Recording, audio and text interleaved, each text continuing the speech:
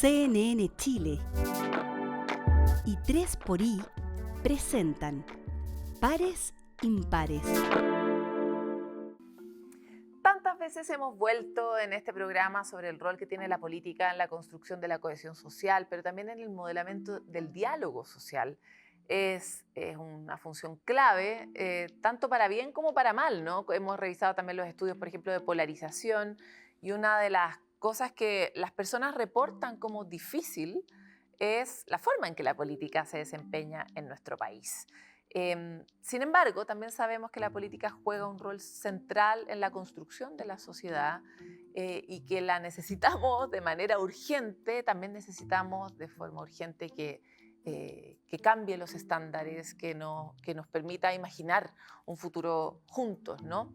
Por eso hoy queremos invitar a un espacio de conversación a dos personas que trabajan en la política, el diputado de Renovación Nacional Diego Echalpen y la presidenta del Frente Amplio Constanza Martínez. Y les quiero agradecer primero por someterse a este juego, porque entran desde un lugar que es difícil, ¿no? Que es como trabajan en la política y saben lo que las personas dicen de la política. Y por eso hoy queremos instalar acá, yo sé, difícil, en plena campaña presidencial, la pregunta de cómo ustedes se viven ese cuestionamiento de la ciudadanía y el propio ejercicio de su trabajo todos los días con las necesidades que estamos teniendo de construir cohesión social, de construir diálogo social. Así que bienvenidos al juego. Bienvenido. Diego, por ejemplo, partamos contigo. Gracias. Bueno, no sé si que parta la Constanza de repente. Ya, pues. Sí, me venían diciendo harto que este era otro formato, así que hay que tratar de sacarlo de lo aprendido. Para mí ha sido muy revelador también estar en el lugar de ser una política, porque al menos en mi construcción desde los movimientos sociales, nosotros partimos más bien cuestionando los márgenes que tenía ella, también siendo críticos en su momento, y también desde un lugar en el que tuvimos que organizarnos para poder cambiarla, porque teníamos una voluntad bien permanente con todos los que yo me fui encontrando en el movimiento estudiantil de participar de la institucionalidad y en el fondo cambiar las cosas desde dentro. Y me ha pasado harto que cuando uno va a ferias y la gente te dice, bueno, es que yo no creo nada y no creo en los políticos y en todo, uno tiene muchas ganas de decir, yo tampoco lo creía, pero es la única manera que tenemos para poder cambiar las cosas, para mejorar nuestro país, para encontrarnos como iguales en un lugar donde podemos encontrar nuestras diferencias y nuestras similitudes. Nosotros somos un partido que no nació del quiebre de otros partidos, nació un poco a partir de preguntas y contradicciones, y por eso decidimos armar un partido nuevo, en este caso el Frente Amplio, y por lo tanto estar en ese lugar como de interpelación también es interesante. Yo creo que a mí me desafía mucho todos los días a conversar, a seguir conversando, a seguir estar en las ferias, en los lugares de organización, porque creo que es ahí donde se pueden producir los cambios. Claro, pero probablemente es más fácil hablar en la feria con un otro que hablar de cuando las cosas son difíciles entre ustedes. Ahora, también es verdad, los periodistas sabemos que cuando la cosa no es pública, el diálogo entre las personas de la política es mucho más amoroso del que nosotros vemos finalmente interpretado en la pantalla. Y me encantaría saber, Diego, si es que, si te de verdad los invito a abrirnos un poco la bata y contarnos como si ustedes se cuestionan, si ustedes dicen, pucha, debería haber sido de otra manera, o si hay días en que dicen, hoy día quiero estar en esta otra forma en la que quiero que la sociedad funcione. No, bueno, primero agradecer la invitación. Mira, yo acabo de ser candidato en un distrito en donde a mí me invitaban a ser extremadamente duro e irrestricto y ojalá lo más, digamos, poco conectado con aquellas realidades que aparecían como más distantes de lo que predominaba en ese distrito. Y hice exactamente lo contrario. Es decir, le propuse un distrito que aparentemente parecía un distrito en donde había que ser muy vehemente, muy agresivo, una cosa firme, pero razonable y dialogante. Y al mismo tiempo me di la energía y el entusiasmo con la incomprensión de algunos de mis colegas de ir a conocer aquellos rincones que muchas veces la política no llega, en Villa La Reina, en La Hormiga, en Colón Oriente, en el Cerro 18. Y te confieso que para mí no es una satisfacción, sino que más bien es una señal el haber obtenido la primera mayoría, porque tengo la sensación, y a propósito de tu pregunta, de que me hace cuestionarme muchas cosas. La primera es que nos han hecho creer que lo que tenemos que hacer es ser muy radicalizados y muy polarizados. Y como yo no creo en el determinismo, que es una corriente de pensamiento que cree que las cosas están como predestinadas a ser de una determinada forma, yo como de alguna manera estoy muy en un rollo de rebelarme a eso. Tuvimos la votación del presupuesto, algunos nos invitaban a votarlo en contra porque había que votarlo en contra, venía del ministro de Hacienda, había que votarlo en contra. Y yo le pedí la palabra al jefe de bancada y dije, ¿sabes qué quiero hablar? Y hice un llamado a votarlo a favor, por un tema de responsabilidad, y hoy día en la mañana el ministro me lo reconoció en un canal de radio. Entonces, ¿qué te quiero decir con eso? Para mí, por lo menos, un cuestionamiento permanente. Nosotros no podemos seguir en esta dinámica del conflicto per se. Si hay que tener diferencias, que con la Constanza, por supuesto, las tenemos, habrá que tenerlas, pero eso no significa ser insolente, no significa ser agresivo, no significa ser disruptivo.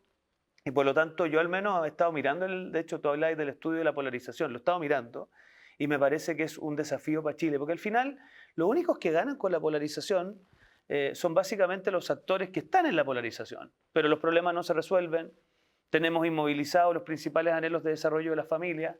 Entonces yo al menos creo que se tiene que venir una gran, mira lo que te voy a decir, una rebelión frente a la polarización. Eso tiene que ser una de las cosas que nos tiene que marcar en los años que vienen, con toda la dificultad que eso va a tener, porque lo que nos van a invitar, y en eso los medios también tienen un rol, lo que nos van a invitar es exactamente lo contrario, a mantener la polarización como la dinámica. Y yo al menos creo que eso le está haciendo muy mal al Chile, que de verdad necesita que nosotros trabajemos por ello, ¿no? Bueno, en parte nosotros hacemos este programa en un medio y lo ponemos en horario prime porque es también una señal simbólica, ¿no? Política, pero que hay que lograr sostener, porque los humanos somos unos animales complejos y somos unos animales de hábito, por un lado. Necesitamos que la cosa se repita y se repita para poder aprenderla.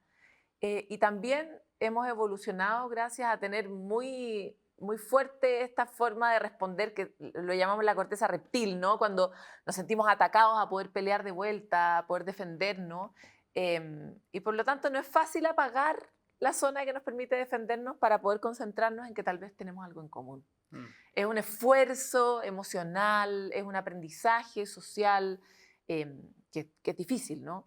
Y por eso nos parece tan importante tener esta apertura con ustedes, porque yo me imagino que no es sencillo estar en un lugar desprestigiado, que todo el mundo les alega de alguna forma, querer construir Chile e irse a acostar un poco con esa crítica permanente también les debe doler, y les debe doler también la posibilidad de revisarse ustedes mismos. No sé qué te pasa con eso. A mí me gustaría dialogar también con lo que decía Diego recién, porque creo que a rato, cuando se habla de la discusión de la polarización, pareciera que tiene que ver más bien con nuestras ideas, y yo creo que no es referente a eso, y creo que tenemos un punto ahí. Para mí, por ejemplo, discutir con alguien que piensa distinto que yo, si tiene la misma pasión que yo por lograr cambiar las cosas, me parece muy interesante, o sea, me parece un buen ejercicio. Lo que me desmotiva más es cuando esa discusión sobre la polarización termina siendo sobre o mentiras o un establecimiento poco claro de las ideas, y de hecho se predisponen diferencias que no terminan discutiendo, por ejemplo, si el sistema privado de salud es bueno o malo para nuestra sociedad. Y ahí podemos tener una diferencia con Diego, probablemente. Pero me parece que debatirlo no es lo polarizante. Lo que es polarizante es que uno diga, no puedo discutir con el otro, o no puedo llegar a ni siquiera entender reglas básicas. Ayer había esta nueva senadora por Araucanía que planteaba la idea del golpe de Estado con una liviandad que yo creo que no podemos llegar a eso. Discutamos sobre los márgenes de la movilización, discutamos sobre los últimos años de nuestro país, sobre el carácter de los 50 años, sobre la no repetición, sobre la democracia. Todas esas cosas está permitido y podemos tener visiones distintas, pero tiene que tener al menos un marco de cosas comunes. Decir la verdad, poder plantear cuáles son nuestras diferencias ideológicas, con respeto, pero viendo cuál es el camino que podemos encontrar para ver que eso se pueda solucionar. Yo creo que mi problema no es de pasión, mi problema no es de que... Quizás lo que más me duele es que la gente sienta que la política no sirve para nada, porque cuando pasa eso, uno termina defendiendo autoritarismo, termina defendiendo populismo, termina en el fondo no creyendo en lo colectivo, y yo creo que eso es lo más peligroso que estamos viviendo hoy día. No que nuestras ideas sean distintas, yo creo que el problema es cómo procesamos esas diferencias. Ese está siendo el problema. Oye, me gustaría... Pero permíteme una frase muy breve. Mira, si uno mira la historia de los últimos años, yo diría que lo que han tenido en común ciertas posturas polarizadas es satanizar los acuerdos. Y en eso no quiero entrar en la pelea chica, pero me da a mí la impresión que si uno mira la historia no tan larga, yo diría que en algún momento... Pero este año nos ha ido bien. Espérate, pues, los actuales gobernantes hablaban de la cocina, hablaban de la satanización de la política y los acuerdos, satanizaban el ciclo de transición del país, que estuvo marcado por los acuerdos. Y yo te diría que hoy día observo un aprendizaje en eso. Totalmente. Y lo que observo también en algunos de mi sector es la misma corriente, satanizar los acuerdos, decir que el que es valiente es el que defiende de manera irreflexiva e intransigente sus ideas. Y eso a mí me parece que es simplismo, que es confort intelectual, que es poco rigor. Lo verdaderamente valiente es ser capaz de ir al encuentro del que piensa distinto y ser capaz de poner en telejuicio las posturas propias. Eso es lo valiente, eso es lo intelectualmente desafiante. Lo otro, Paloma, permítame hablar entre los mismos de cosas de las que todos estamos convencidos, una mezcla entre flojera intelectual y confort. Entonces, yo tengo la impresión, y espero que en esto haya lecciones de todo, porque yo también he sido parte de esta cosa. Miren, la cultura es como la sangre, corre por las venas de uno y uno no se da cuenta, entonces uno se deja influir por esto. Pero tú te preguntabas, ¿qué me cuestiono yo? Mira, yo al principio de este gobierno dije que había que atrofiarlo. Y yo hoy día estoy profundamente arrepentido de haber usado ese verbo. Porque me da la impresión que esa dinámica que uno no se da cuenta colabora precisamente en lo que yo estoy denunciando, que es esta idea de creer que el éxito de uno pasa por el fracaso del otro. Y esa dinámica tiene destruida el país. Qué linda la idea que pones de que la cultura corre por las venas sin darnos cuenta, porque es fácil subirse a las emociones que están sobre la mesa, sobre todo cuando esas son emociones fuertes. Estamos cableados biológicamente a reaccionar a ellas y no a reaccionar bien, a reaccionar defensivamente. Por eso insisto en la cantidad de esfuerzo que hay que poner, la cantidad de esfuerzo, de voluntad, de foco en transformar la conducta que para usted debe ser un ejercicio difícil y cotidiano. Y los quiero llevar a otro ejercicio también difícil, porque ambos son parte inevitablemente de una élite intelectual y política. Los dos fueron formados de una manera súper sofisticada en el mundo de las ideas. Y sin embargo hay un vuelco en la ciudadanía más grande, lo hemos visto también en la primera vuelta, a un ciudadano que tampoco quiere estar necesariamente ahí. Lo digo a propósito de tu comentario de que vamos a comentar las ideas y estoy muy disponible para discutir las ideas. Cuando la gente dice, ¿sabéis qué?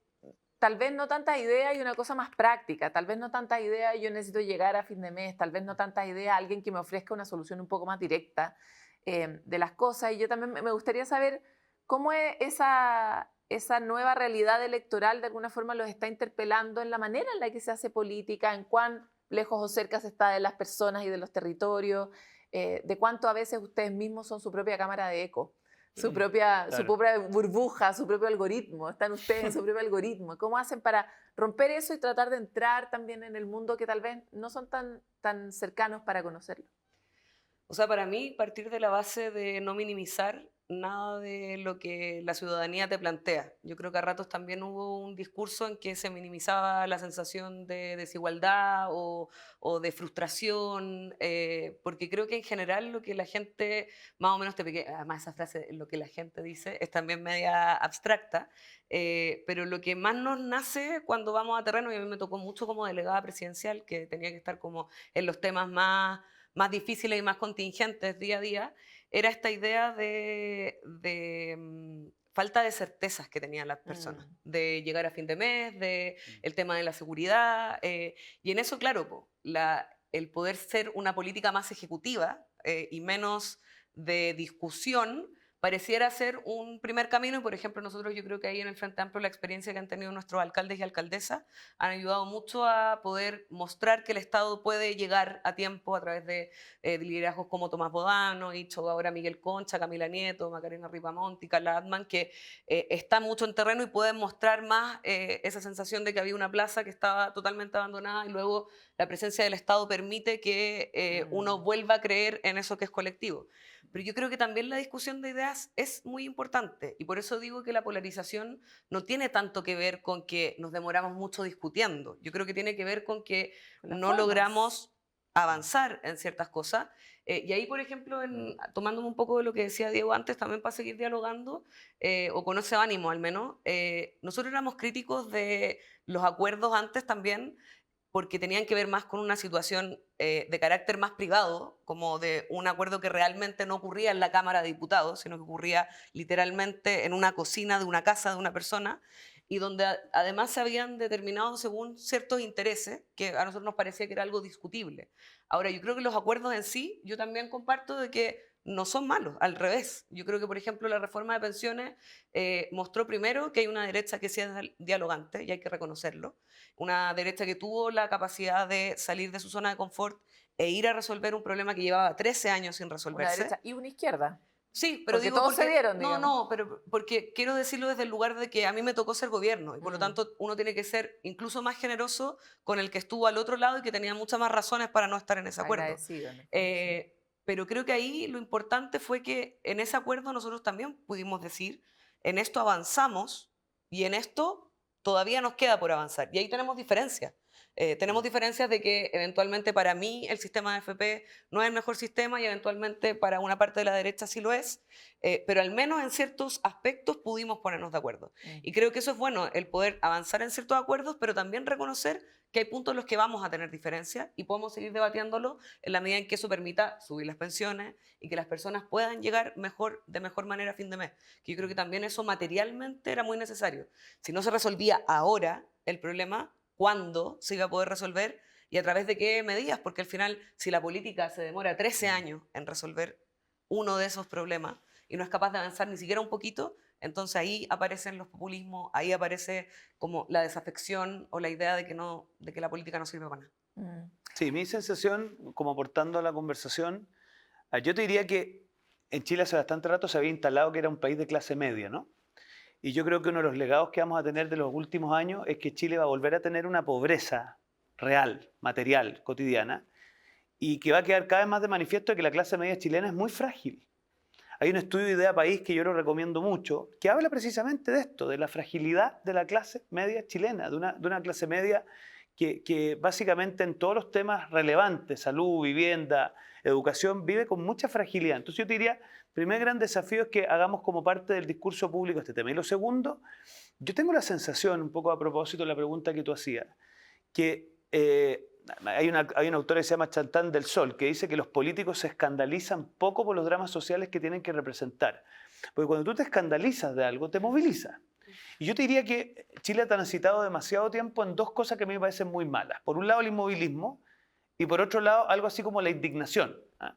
Que es como esta cosa que trasunta en muchas movilizaciones, en que tú criticas al otro, que haces protestas, pero que nunca resuelves el problema.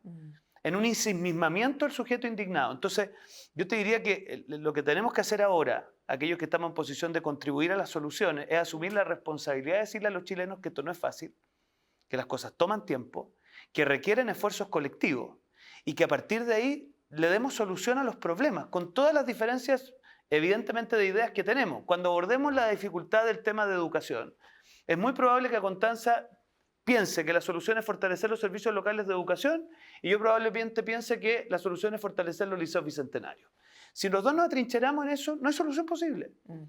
Pero la pregunta es cómo desde ahí somos capaces de encontrar una solución que redunde en mejorar la educación pública de los que hoy día están postergados. ¿Te fijas? Entonces, yo al menos me enfrento al ciclo político que viene con esa predisposición, con no seguir hablándole de manera irreflexiva a alguien, sino que más bien cómo resolvemos los problemas, porque en la práctica, por nuestro inmovilismo, decantan que gente no soluciona sus problemas. Oye, me encantaría entrar un poco en la complejidad. Lo han dicho de formas distintas los dos. Vivimos en una época, hablaste de la incertidumbre, hablaste de la fragilidad. La incertidumbre y la fragilidad son dos rasgos propios de los tiempos. Y son rasgos que lamentablemente no van a cambiar de acuerdo a las proyecciones. O sea, la incertidumbre probablemente va a aumentar a propósito de la cantidad de transformaciones que estamos viviendo al mismo tiempo. Y también la fragilidad, como de un día la vida es esto y al día siguiente es otra cosa, y tal vez yo para esa otra vida no estaba preparado. Claro. Por lo tanto, me encantaría saber cuáles son esos valores superiores que para usted necesita, por un lado, la política, pero que también necesitamos desarrollar como país para vivir en esta incertidumbre y en esta fragilidad, porque la cosa va a seguir cambiando y va a seguir siendo difícil. Y esto es lo que le toca al próximo gobierno, sea cual sea. ¿Qué opinas? Qué profunda la pregunta. Ujú. Sí, yo concuerdo plenamente de que llevamos harto tiempo identificando que la mayoría de los chilenos y chilenas tienen una sensación de incertidumbre permanente, de que si se enferma un familiar significa eventualmente un desastre para la economía familiar, si es que alguien envejece, no sabemos con quién poder dejarlo, quién lo va a cuidar, y eso solo se acrecienta con el tiempo, como bien tú dices, con la inteligencia artificial, que hoy día ya no nos permite saber con certeza qué es verdadero y qué es falso, con la crisis climática, que tiene efectos en la salud de las personas, en la planificación que tienen sobre sus vidas. Y yo en eso, quizás lo que más veo como un valor muy chileno además, y que creo que está devaluado injustamente, es la solidaridad.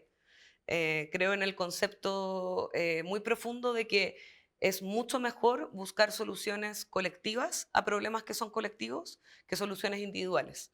Y que solo a través de poder ayudarnos mutuamente es posible lograr un resultado muchísimo mejor. Creo que a ratos ese concepto está como una palabra mala, o sea, de hecho la discusión sobre la reforma de pensiones, el concepto solidaridad era como un mal concepto, no había que decirlo. Y a mí eso me preocupa, porque de hecho cuando uno habla tanto de los distintos y hace tanta discusión sobre el otro, al final terminas teniendo un país que desconoce a mucha diversidad. Entonces yo al menos quisiera que los próximos años pudiéramos ir relevando más el valor de la solidaridad como un valor muy, muy chileno.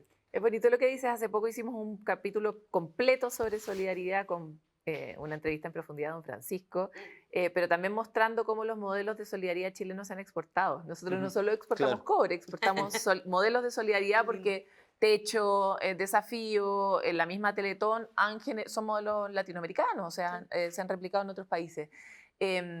Y en la escala individual, de uno a uno, estamos muy orgullosos de ser solidarios. Está interesante ese desafío de cómo podemos convertir eso tal vez en un concepto más también público. Pero hay que tener ojo, ¿ah? Al mismo tiempo que eso sucede, el 80% de los papás no paga su derecho a alimento. La soledad se ha transformado en un problema público, la soledad. O sea que jóvenes, encuesta Bicentenario UC, y adultos mayores, todos los estudios que usted quiera, la soledad se ha transformado en un problema. La falta de vínculos estables se ha transformado en un problema. La tasa de nupcialidad hoy día está por el suelo. Entonces, yo tengo la sensación de que cometemos ahí un desafío que no es fácil, que es como tener una doble vida en la solidaridad. O sea, tenemos solidaridad en la Teletón, pero parece que no la tenemos tanto en nuestras relaciones interpersonales cotidianas. Entonces, yo tengo la impresión que uno de los desafíos del Chile que viene es desafiar, mira, yo decía una cosa media provocadora, pero si algo tienen en común el economicismo, que es esta idea de que el motor de la vida es la pura economía, y el progresismo es el realce de lo individual por sobre lo grupal. Y yo tengo la impresión que el desafío que viene para adelante es cómo volvemos a entender que las personas somos por naturaleza sociales y por lo tanto construimos felicidad con otros, pero con otros no en una lógica de competencia ni tampoco en una lógica de reafirmación del yo, sino que en una lógica de complemento entre los distintos. Y eso es súper desafiante y tiene que permear, en mi opinión, las políticas públicas, la educación, la discusión política. Y eso, diciéndolo yo, es súper complejo porque después me van a cobrar la palabra. Y usted, en su comportamiento cotidiano, ¿hace eco de eso? Bueno, es parte de saberse de alguna otra manera heredero de ciertas ideas y tener que confrontarse permanentemente para poder encarnarlas bien. Pero yo de verdad creo que el gran drama de Chile, son muchos, pero la destrucción de los vínculos familiares, la destrucción de los vínculos sociales, el desarraigo en la que están las personas, a mí me parece es una cosa dramática. Y aliento, no sé, a uno en la política tiene cosas muy difíciles, pero tiene cosas muy lindas, que es que la gente te abre las puertas de su casa a niveles que probablemente, si uno no fuera político, no lo harían. Y ahí tú te das cuenta en la destrucción de los núcleos básicos de la sociedad. Es bonito que también en distintos estudios aparece la familia como algo en lo que todavía todos creemos y a lo que todos valoramos transversalmente, sin importar como el sector político, digamos. La familia sabemos que es el refugio. Nos cuesta un poco más la familia ampliada, pero cuando eso ocurre, por ejemplo, en los barrios, los efectos en la cohesión social, en la participación, en la seguridad son gigantes. O sea, estas son cosas que además tienen efectos muy concretos y que entregan respuestas a la ciudadanía en las cosas que más le duelen. Una cosa que se mencionó acá es el asunto de la mentira. La mentira es hoy protagónica en muchos momentos de la política. ¿Cómo se están relacionando ustedes hoy día con la mentira? Un temazo. Po. Terrible. No, y más encima le voy a pedir que conteste en corto porque tengo otra pregunta más después, Ah. así. No, yo creo que hoy día es una pregunta muy grande porque dado también toda la información que hemos sabido primero de que las redes sociales tendiendo a ser un lugar Claro. que podía ser más de libertad, se ha transformado también en un lugar que puede ser moldeable a través de noticias falsas, utilización de inteligencia artificial y también en una coordinación muy sofisticada que se ha podido mostrar en algunas campañas políticas, no solo acá en Chile, sino también afuera. Creo que esta máquina de bots que se planteó es peligrosa y tuvo como consecuencia a la candidatura de Beli Matei, a la candidatura de Janet Jara, a un montón de personas que en carne y hueso han tenido que vivir lo que la mentira y su coordinación produce. Entonces yo creo que también esa es una alerta bien grande para el momento político que viene. ¿Y tu compromiso personal con la mentira o con la verdad? No, con la mentira ninguna. No, con la verdad muy profunda, porque la verdad es que no hay, o sea, para mí, partir de la base de que lo que podemos conversar tiene que tener verosimilitud es algo básico y que uno no pensaba que iba a tener que ponerlo en cuestión hoy, pero se han ganado elecciones mintiendo. Entonces, Claro, pero eso significa que a veces uno tiene que desmentir al del grupo de uno también, pues eso igual es desafiante. Y total, y creo que en eso uno también tiene que tener, igual que en temas de corrupción o también de transparencia, yo creo que también es muy importante cómo, y aquí me toca como presidenta de partido político, el cómo tu institución es capaz de responder ante esas situaciones. Valóricamente, ¿no? Con un liderazgo claro, firme, sacando a las personas que eventualmente no van por esa línea, pero creo que acá también hay una responsabilidad que medio está de manifiesto en quienes han asumido más ese tipo de formas en la política. Diego. No, yo a ver, me suscribo a lo que ha dicho Constanza, solo agregaría a que no sé cómo se va a hacer esto, pero en algún minuto el juicio liviano y el juicio informado no pueden valer lo mismo. Bueno, hay países que están en algún empezando minuto, a regular tenemos que ese tipo de encontrar, cosas. es que no sé si es un tema de regulación, no sé si es un tema de exigirnos rigor en el debate público, pero no puede ser que decir una cosa simplona o desinformada o sin evidencia tenga el mismo peso ante la opinión pública que lo otro. Y es difícil porque, ¿sabéis lo que pasa? Que al final es muy fácil destruir sobre la base de cosas simplonas y es muy difícil construir sobre la base de evidencia, de trabajo riguroso. Y a mí me preocupa, bueno, parte de los desafíos que tenemos en general es cómo hacer para nutrir la discusión pública de menos pachotada y más argumentos, más... Entonces, y en eso todo, de nuevo, esta cuestión de que la cultura es como la sangre me ha tenido harto dando vuelta, porque uno de repente se ve en eso también uno mismo, porque uno no puede hacer como una especie de superioridad moral, y no, uno también se equivoca porque te dejáis influir por la dinámica. Excelente punto, porque iba a preguntarle sobre cuánto se permiten en su cotidianidad dudar de sí mismo. O sea, porque ustedes para afuera tienen que ser súper convincentes. Entonces, en el interior, ¿cuánto dudan y cuánto deciden cómo ajustar el camino y la dirección? Yo creo, no sé, puedo estar muy equivocado ahí, no sé qué pensará la Constanza, pero yo creo que la gente hace bastante rato que no está buscando gente infalible, sino que más bien está buscando gente honesta. Te fijas, gente que sea capaz de decir, mira, sí, me equivoqué. Y en esto le achunté, y en esto leí todo lo que podía, pero me faltó leer un poco más. Pero lo que espera la gente es una disposición a contribuir. Yo creo que ojalá el Chile se empiece a dividir entre los que están en disposición a contribuir desde sus más diversas ideas y los que aparentemente están en una disposición permanente como de socavar al otro. Yo a mí siempre me ha costado mucho entender a aquellos que se levantan pensando en cómo voy a joder a este otro. O sea, no sé cómo puede ser ese su motor vital, ¿te fijas? Entonces, yo al menos creo que la gente cada vez más va a valorar, y en esto todos tenemos que hacernos una, digamos, inspección personal permanente, cómo uno es honestamente lo más defensor de sus ideas, pero no por eso ser confrontacional. Yo al menos, quizás porque ya tengo 3 hijos, estoy en otra dinámica. O sea, ya como estás no mayor, estoy, ya estás mayor, estoy, te llegó la estoy experiencia. para la pelea chica, porque además creo que ¿sabéis lo que pasa? Que la pelea chica tiene podrido a Chile.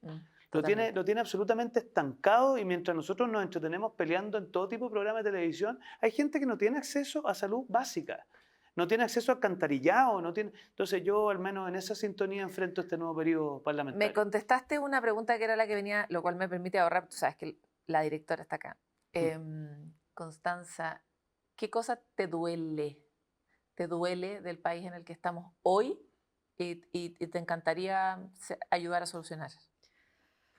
Una, por favor, yo sé que son muchas.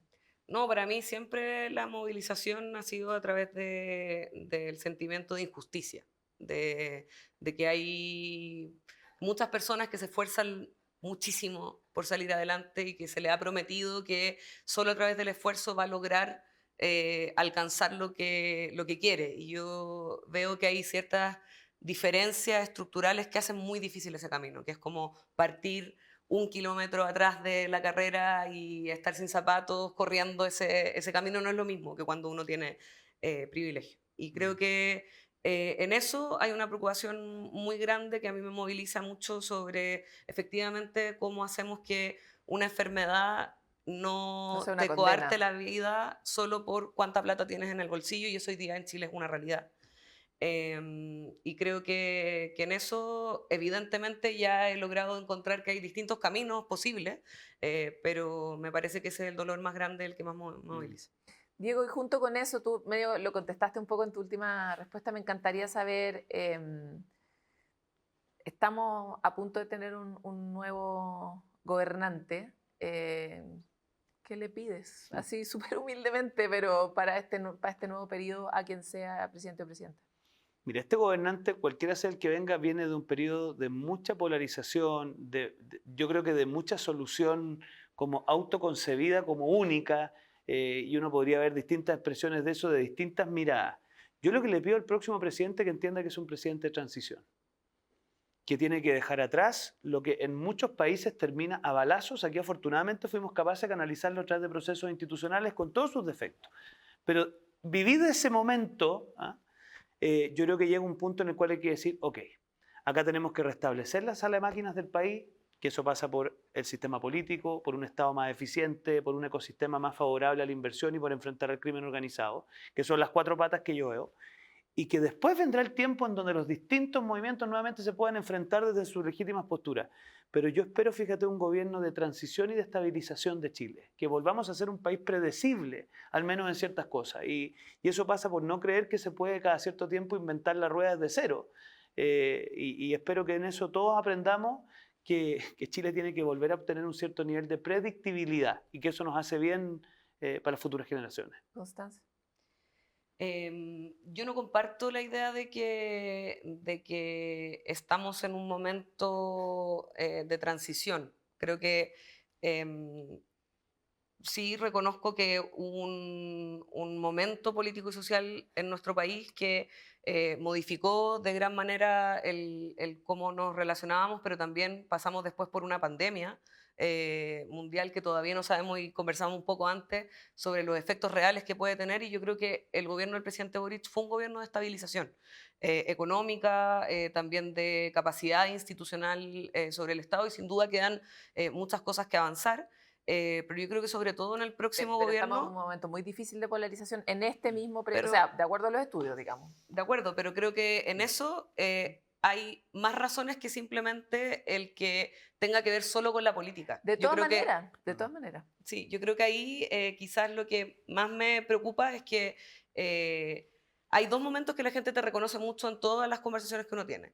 Que hubo un momento de mucho enojo y luego un momento de mucho miedo, como el momento quizás del estallido donde había más sensación de injusticia, esta idea también de que uno estaba enojado con algo pero no sabía muy bien cómo se solucionaba, y luego también esta sensación de incertidumbre, incerteza, etc. Yo creo que en eso evidentemente la polarización viene hace mucho rato y viene también con una política que fue incapaz de procesar rápidamente esas discusiones. Nosotros tuvimos 10 años con una discusión sobre educación abierta que todavía parece no estar cerrada. Y por lo mismo yo creo que también tenemos que buscar mecanismos para poder resolver nuestras diferencias. Yo esperaría que el próximo gobierno logre tener un Estado más eficiente, más presente. Yo creo que tenemos un Estado muy pesado, muy burocrático, que de hecho aleja a las personas del espacio común, y por lo tanto yo creo que ahí, más que achicar el Estado, yo le haría una invitación al próximo gobierno a que modernice el Estado. Defender las instituciones, no solo mantenerlas tal cual, que yo creo que hubo una discusión un poco en torno a eso, sino modernizarlas para el momento en que estamos viviendo. Para poder estar más cerca de las personas. Así es. Oye, de verdad les quiero agradecer a los dos. Yo creo que esto es como un armonil en el momento, es como un armonil No. político poder tenerlos acá hablando de este tipo de temas. Es algo que está muy en la vocación del programa que hacemos, así que muchas gracias por participar. No, gracias a ustedes por la Superbuena invitación. conversación. Bien, uno Sí. puede explayarse un poco más, además, a veces Sí. todos están apurados. Sí, la directora está un poco preocupada por el explayamiento, pero estamos agradecidos de cualquier ¿Para qué evento. nos invitan? Por Si saben suerte, cómo nos por ponemos. suerte no tenemos muela nosotros. Nos pasa siempre Por con los suerte. políticos. Muchas gracias por estar aquí, de verdad. Gracias por la Les vaya invitación. bien, gracias a ustedes. Hacemos este ejercicio porque nos encanta mirar este cuadro de una manera diferente, aproximarnos a las conversaciones también a una escala humana. Si todas esas personas que vemos todos los días tienen contradicciones, dolores, preocupaciones y sueñan con un país distinto desde otro lugar, pero de la misma manera en que lo hacemos todos. Y por eso nos parecía tan importante tener esta conversación en este momento. Ojalá les haya abierto nuevas miradas también a los otros que no están aquí con nosotros en el estudio e inspire también al próximo gobierno. Vamos a una pausa y volvemos con más. Pares Impares fue presentado por CNN Chile y 3xI.